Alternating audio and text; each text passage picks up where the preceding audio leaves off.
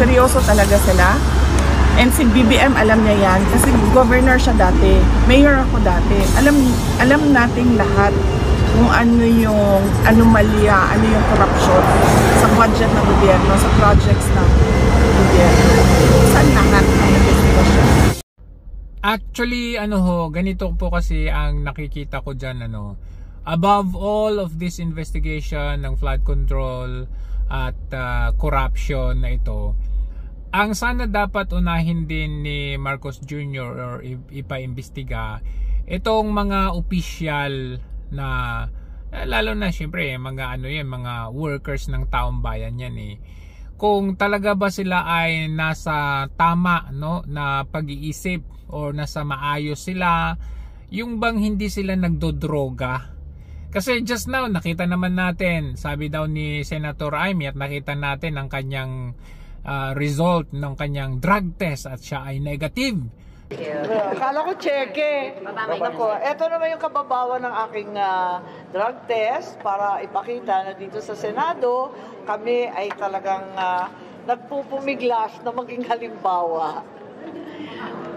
So pangungunahan talaga yan dapat ng mga public officials natin kasi kapag hindi tama, kapag ikaw ay gumagamit ng ipinagbabawal na gamot, talagang hindi malayo na paiba-iba or yung deciding factor ng isang politiko or ng opisyalis natin ay hindi mo mawari kasi nga gumagamit Kaya nga kung nakikita natin itong si Marcos Jr., iba yung kanyang sinasabi last year at iba yung kanyang sinasabi ngayon.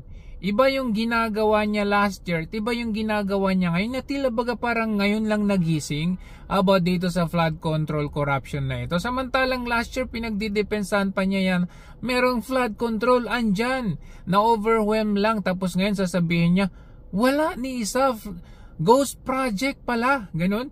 Wala talaga, 220 meters, Wala. 55 billion completed ang record ng public works.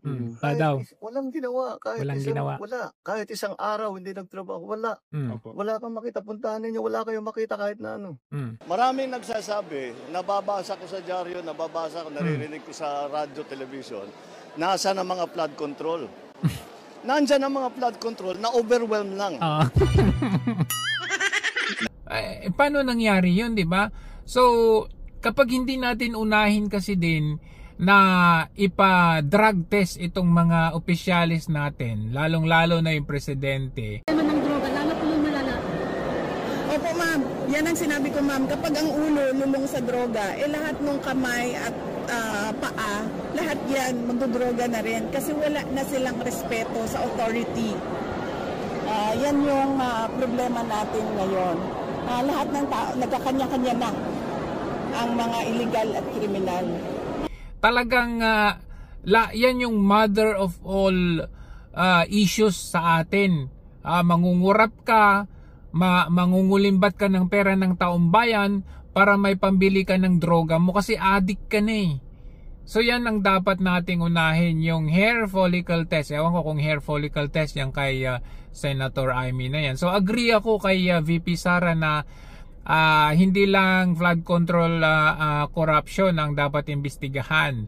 Tama nga naman, agree ako doon kasi sa Department of Education, lahat ng department dyan, DPWH, DSWD, talagang merong corruption dyan. So titignan natin yan. But sa akin kasi above all, talaga kailangan nating ayusin at tignan. Kasi nung panahon ni Tatay Digong, talagang nakita natin ang naging kaayusan ng bansa natin dahil marami talaga ang nagbago. Marami ang nagbago na hindi na, kung dati ang papayat nila tignan, nagsitabaan sila. Ngayon nagsibalikan sila, ang papayat na nila ngayon ulit. Kasi bumalik sila sa gawain. So nakita natin na kapag ang isang tao ay hindi nagdodroga, talagang matino ang kanilang pag-iisip. Walang rape, walang murder, walang nakawan. Kasi yan talaga dyan mag-uumpisa. Sabi nga ni Tatay Digong, yan ang makakasira sa pamilya. Masisira ang pamilya dahil sa droga. Ganun din, masisira ang taong bayan dahil sa pag-a-addict ng mga ito. Kita mo nga, kaliwat kanan, nagngingiwi itong mga opisyalis na kasi they have all the resources. Yung kanilang mga vices, kayang-kaya nilang gawin. Babae, droga, at luxurious cars, mga ari-arian. Talagang meron silang resources. And mahirap talaga na meron tayong kawani ng gobyerno or departamento na pinamumunuan pa ng addict. Mahirap po talaga yan. So yan po dapat ang talaga ding isa nating tutukan, hindi lang yung flood control o corruption na ito.